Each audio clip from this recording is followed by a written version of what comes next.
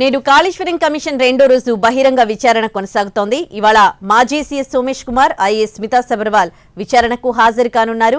నిన్న మాజీ CS SK Joshi, మాజీ ఐఏఎస్ రజత్ కుమార్ విచారణ ఎదుర్కొన్నారు. నేడు కాళేశ్వరం కమిషన్ రెండో రోజు బహిరంగ విచారణ కొనసాగుతుంది. ఇవాళ మరో ఇద్దరు మాజీ సీఎస్లను విచారణకు పిలువనున్నారు. మాజీ సీఎస్ సోమేష్ కుమార్, ఐఏఎస్ స్మితా సబర్వాల్ విచారణకు హాజరు కానున్నారు. నిన్న మాజీ సీఎస్ ఎస్కే జోషి, మాజీ ఐఏఎస్ రజత్ కుమార్ విచారణ ఎదుర్కొన్నారు. కాళేశ్వరం కమిషన్ విచారణ కొనసాగుతోంది. ఇవాళ రెండో రోజు కూడా బహిరంగ విచారణ కొనసాగనుంది.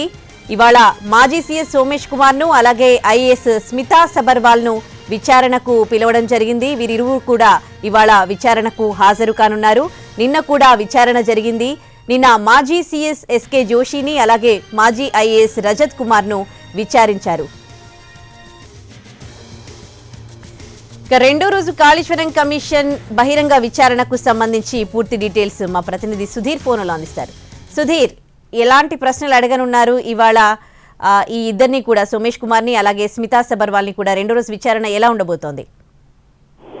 కాళేశ్వరం కమిషన్ మరొకసారి విచారణను ప్రారంభించింది. బహిరంగ విచారణ ఈ దఫా వారం రోజుల పాటు కూడా ఈ విచారణ జరగనుంది. ఈ రోజు జరగనున్న బహిరంగ విచారణకు మాజీ సీఎస్ సోమేష్ కుమార్ తో పాటుగా మాజీ సీఎంఓ సెక్రటరీ స్మితా సబర్వాల్ ఇద్దరు కూడా హాజరు కానున్నారు. నిన్నటికి నిన్న మాజీ సీఎస్ ఎస్కే జోషితో పాటుగా మాజీ ఇరిగేషన్ సెక్రటరీ రజత్ కుమార్ కూడా ఈ బహిరంగ విచారణకు హాజరయ్యారు. అయితే పూర్తి స్థాయిలో గతంలో వీరు అఫిడవిట్ దాఖలు చేయడం జరిగింది. ఆ కాళేశ్వరం సంబంధించిన పనులకు సంబంధించి మీ దగ్గర ఉన్న సమాచారం ఏంటి అనే విషయానికి సంబంధించి వారు చూసినాయి, అదేవిధంగా వారు నిర్వహించిన పనులు ఏవైతే ఉన్నాయో ఆ పనులన్నిటికీ సంబంధించి వారి దగ్గర నుంచి ఒక అఫిడవిట్ ను కాళేశ్వరం కమిషన్ చైర్మన్ తీసుకోవడం జరిగింది. దీనిలో భాగంగానే క్రాస్ ఎగ్జామినేషన్ చేస్తున్నారు. అసలు ఏ కారణాల చేత ఆ పియర్స్ కుంగుబాటుకు గురయ్యాయి, అసలు అందులో కారణం ఏంటి అనే విషయానికి సంబంధించి కూడా ఇప్పటికే దాదాపు 90 మంది ఇంజనీర్లను కూడా ఆయన విచారణ చేశారు. ఆ తర్వాత ఒక్కొక్కరిగా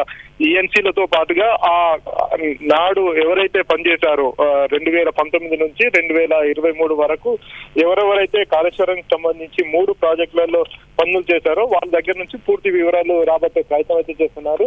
అయితే ఇందులో అధికారుల తప్పిదం ఉందా, కాంట్రాక్టర్ల తప్పిదం ఉందా, లేకపోతే నిర్మాణ లోపాలు ఉన్నాయా అనే విషయానికి సంబంధించి కూడా పూర్తి వివరాలు రాబట్టే ప్రయత్నం అయితే చేస్తున్నారు. మరొక వైపు వచ్చే జనవరిలో, కొత్త ఏడాది జనవరిలో కూడా పలువురు ప్రజాప్రతినిధులు మాజీ ముఖ్యమంత్రి కేసీఆర్ తో పాటుగా మాజీ ఇరిగేషన్ శాఖ మంత్రి హరీష్ రావును కూడా విచారించాలని చెప్పేసి కమిషన్ అయితే భావిస్తుంది. ఇప్పటి వరకు సేకరించిన సమాచారం మేరకు పూర్తి నివేదికను ఈ నెల 30వ తేదీ వరకు ఇవ్వాలని చెప్పేసి రాష్ట్ర ప్రభుత్వం ఆదేశించింది. కానీ విచారణ ఇంకా కూడా పూర్తి కాలేదు కాబట్టి ఈ డిసెంబర్ 30వ తేదీ నాటికి 31వ తేదీ నాటికి కూడా కాళేశ్వరం కమిషన్ కి సంబంధించిన పదవీ కాలం ముగుస్తుంది. దీన్ని మరొక 2 నెలలు లేదా 3 నెలల పాటు కూడా ఎక్స్టెన్షన్ చేసి తుది నివేదికను తెప్పించుకునే ప్రయత్నం అయితే ఇటు ప్రభుత్వం చేస్తుంది. కానీ కాళేశ్వరం కమిషన్ కి సంబంధించి ఇప్పటికీ అధికారులు, అదేవిధంగా సిబ్బంది, క్షేత్రస్థాయిలో పనిచేసిన సిబ్బందితో పాటుగా హయ్యర్ అఫీషియల్స్, సిఎస్ లాంటి అధికారులను కూడా విచారణ చేస్తున్నారు. ఈ విచారణలో భాగంగా అధికారుల సంబంధించిన విచారణ పూర్తయిన తర్వాత ప్రజాప్రతినిధుల విచారణ చేస్తారు. పూర్తి స్థాయిలో అసలు కాళేశ్వరం కి సంబంధించిన 3 ప్రాజెక్టులు ఏవైతే ఉన్నాయో, మేడిగడ్డ, అన్నారం, సుందిల్లా, ఈ 3 బ్యారేజీలకు సంబంధించి నిర్మాణ లోపాలు ఏమున్నాయనే ప్రస్తుతానికైతే నిర్మాణ లోపాలు ఉన్నట్టుగా కమిషన్ దృష్టికి అయితే వచ్చింది. తుది నివేదికలో ఎలాంటి విషయాలు పొందుపరుస్తారనేది కూడా వేచి చూడాల్సిన పరిస్థితి కనిపిస్తుంది. సుధీర్, ఇవాళ కేవలం వీరిద్దరినే విచారిస్తారా, లేకపోతే వీరితో పాటు ఇంకా ఎవరైనా అధికారులను కూడా విచారిస్తారా? ప్రస్తుతానికైతే వీరిద్దరినే విచారించాలని చెప్పేసి భావిస్తున్నారు. గతంలో 2 సెషన్లను, అంటే ఉదయం మధ్యాహ్నం 2 సెషన్లుగా విచారణ కొనసాగించారు. కానీ ప్రస్తుతం బహిరంగ విచారణ ఉదయం మాత్రమే జరుగుతుంది. ఉదయం 10:30, 11 గంటలకు ప్రారంభమయ్యే విచారణ మధ్యాహ్నం 2-3 గంటల వరకు కూడా జరుగుతుంది. ఒక్కొక్కరికి దాదాపు 2-3 గంటల సమయాన్ని కూడా కేటాయిస్తున్నారు కమిషన్ చైర్మన్. వారి దగ్గర నుంచి కూలంకషంగా సమాచారం రాబట్టే ప్రయత్నం అయితే చేస్తున్నారు. ఎందుకంటే ఇదే చివరి విచారణ అని తెలుస్తుంది. ఎందుకంటే గతంలో అఫిడవిట్లు తీసుకున్న తర్వాత కూడా కొంత విచారణ చేశారు. ఆ తర్వాత మళ్ళీ ఇప్పుడు ఆ అఫిడవిట్లకు వీరి దగ్గర ఉన్న సమాచారాన్ని రెండింటిని క్రాస్ ఎగ్జామినేషన్ చేస్తున్నారు. ఆ రెండు సమాచారాలను దగ్గర పెట్టుకొని గతంలో ఏం చెప్పారు, ఇప్పుడు ఏం చెప్తున్నారు అనే విషయానికి సంబంధించి పూర్తి వివరాలు రాబట్టే ప్రయత్నం చేస్తున్నారు.